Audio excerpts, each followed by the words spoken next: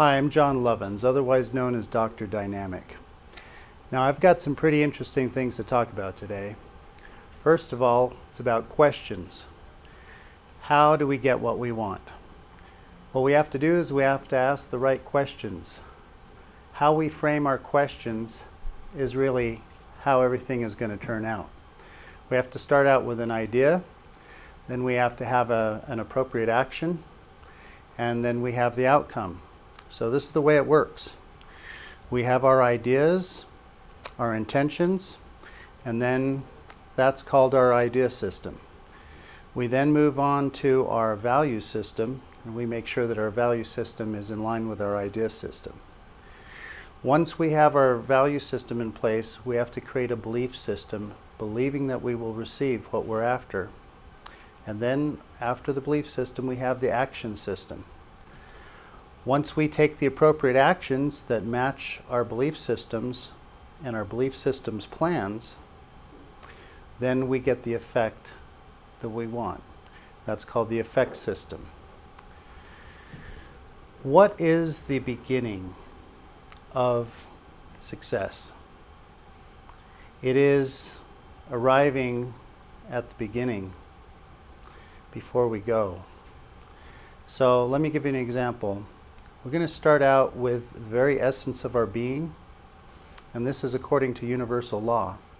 We have a positive charge which comes from the electromagnetic field of pure light. This light is perfect light. It is holy or pure, and this is the electromagnetic charge that runs through our spirit and our being.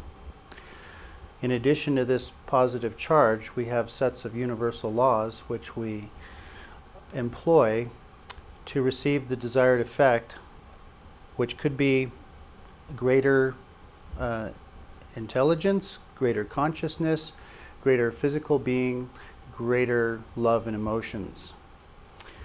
So let's start out. What is consciousness? Let's frame this question. Consciousness is composed of love, knowledge, power, and justice. And within that justice, there is law, essence, action, and order.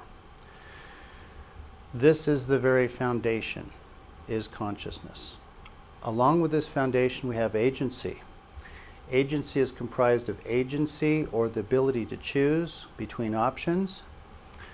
We have our responsibilities, we have our tasks, and we have our accountabilities. With this in mind, let's move further into the being. Okay? After consciousness, we have our intelligence. Intelligence is comprised of our intellectual intelligence, spiritual intelligence, and emotional intelligence. This intelligence comes from consciousness. It is an aspect of consciousness. What we have to remember is that with this consciousness and intelligence, we're also using our energies that we receive from the divine center, and we also are using our natural matter, our physical bodies. So, what is the being? What is the total human being? Let's start with the top. Okay? What we have is our intellectual intelligence. The intellect is the great aspect that makes man different than animals. Okay? With this intellect, we have the ability to have memory and cognition. We have the ability to translate, to give interpretation, to compare and contrast. And then we have our problem-solving skills, which is our intellectual capacity to solve problems. This starts out with what we call applications. Applications might involve going from the general to the specific, from the specific to the general. It could go from cause to effect. It could go from pro to con. There are many different directions to go with these problem-solving skills. The next set of intelligence we call synthesis or creation. We use creation to create, well, whatever we want to create, putting things together. The next one is analysis. This is where we break things down to understand them and to assess the validity of certain principles.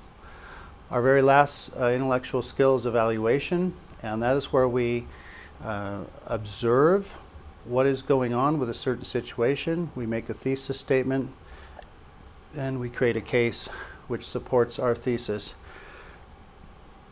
The next level of being is, after the intellect, is our spiritual level. Okay? That would be our heart and our passions and emotions. A person who understands their passions and emotions very well would probably be a Catholic monk. There are about 60 virtues that monks have studied in relationship to the Gospels in their church, and this allows them to fully flourish in their relationships with other people and to serve mankind. The next level within us is a system of what I call law and order, communication. We have the ability to communicate according to universal law, and when we live according to universal law, we are able to communicate effectively and create great relationships. The other aspect of our souls is our own personality, which is a gift from God. It is a gift of development. Well, this personality is our own, and we can use all the aspects of our beings to communicate our personality and to help our personality grow.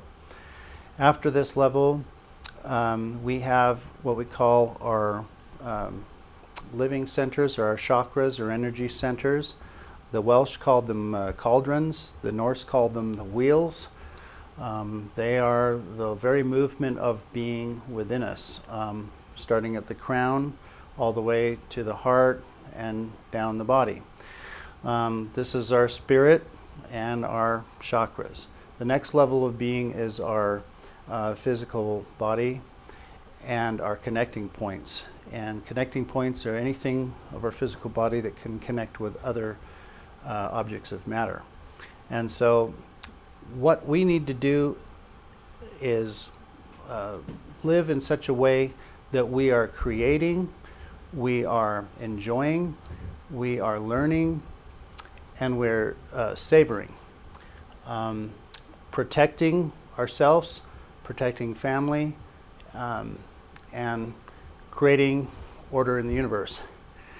Law, essence, and order is the existence. Without our agency and ability to choose, there is no existence. So let's be aware of who we are and our components, and let's make the most of it. This is Dr. Dynamic, John Lovins signing out. Thank you.